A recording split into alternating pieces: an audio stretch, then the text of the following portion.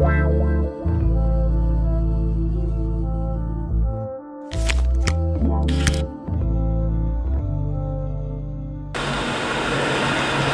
ce dimanche où nous célébrons la résurrection du Seigneur, je vous invite tous, évangéliques, adventistes, pentecôtistes, anglicains, presbytériens et tous mes frères catholiques à prendre comme pilule Jésus miséricordieux, aide-moi à être meilleur chaque jour.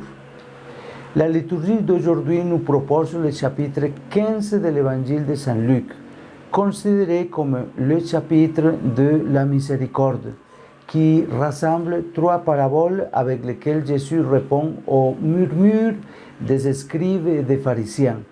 Ils critiquent son comportement et ils disent « Cet homme fait bon accueil aux pécheurs et mange avec eux ». Par ces 3 récits, Jésus veut faire comprendre que Dieu le Père est le premier à avoir une attitude accueillante et miséricordieuse envers les pécheurs. C'est l'attitude de Dieu.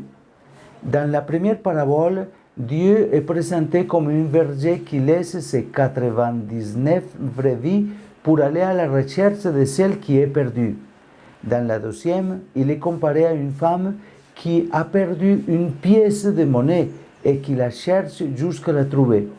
Dans la troisième parabole, Dieu est imaginé comme un père qui accueille son fils qui s'était éloigné. La figure du Père révèle le cœur de Dieu miséricordieux manifesté en Jésus.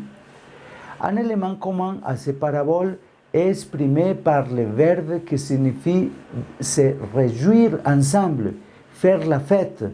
On ne parle pas de deuil. On se réjouit, on fait la fête.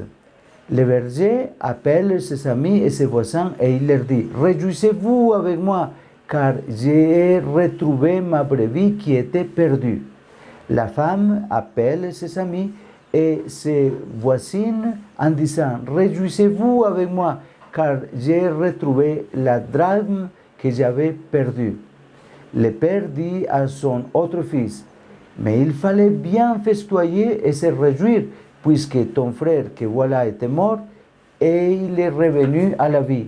Il était perdu et il était retrouvé. » Dans les 2 premières paraboles, l'accent est mis sur une joie si irrépréhensible qu'elle doit être partagée avec des amis et voisins.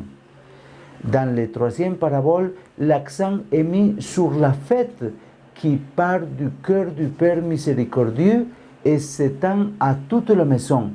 Cette fête de Dieu, pour ceux qui reviennent à lui repentis, est tout à fait en harmonie avec ceux qui veulent vraiment célébrer le jour du Seigneur. La grâce de que quelqu'un revienne à soi. Par ces 3 paraboles, Jésus nous présente le vrai visage de Dieu, un Père aux bras ouverts qui traite le pécheur avec tendresse et compassion. La parabole qui émeut le plus, qui émeut tout le monde, parce qu'elle manifeste l'amour infini de Dieu, est celle du Père qui serre contre lui et embrasse son fils retrouvé. Et ce qui frappe le plus n'est pas tant la triste histoire d'un jeune qui tombe dans la déchéance, mais ces paroles décisives. Je veux partir, aller vers mon Père. Le chemin de retour vers la maison est le chemin de l'espérance et de la vie nouvelle. Dieu attend toujours que nous nous remettions en voyage et nous attend avec patience. Il nous voit alors que nous sommes encore loin et court à notre rencontre. Il nous embrasse, il nous ouvre et il nous couvre de baisers et il nous pardonne. Dieu est ainsi, notre Père est ainsi. Et son pardon efface le passé et nous régénère dans l'amour. Il oublie le passé. Voilà la faiblesse de Dieu. Quand il nous embrasse et qu'il nous pardonne, il perd la mémoire. Il n'a pas de mémoire. il oublie le passé.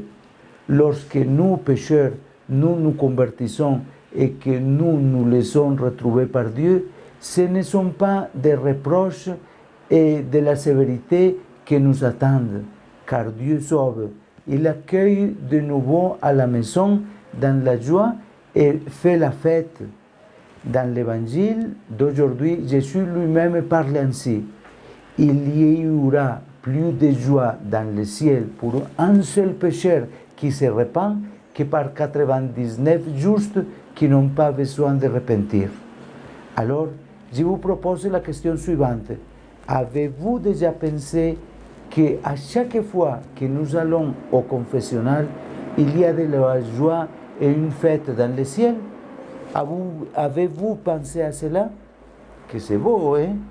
Cela nous donne une grande espérance, car il n'y a pas de péché dans lequel nous ne soyons tombés, dont la grâce de Dieu, nous ne puissions nous relever.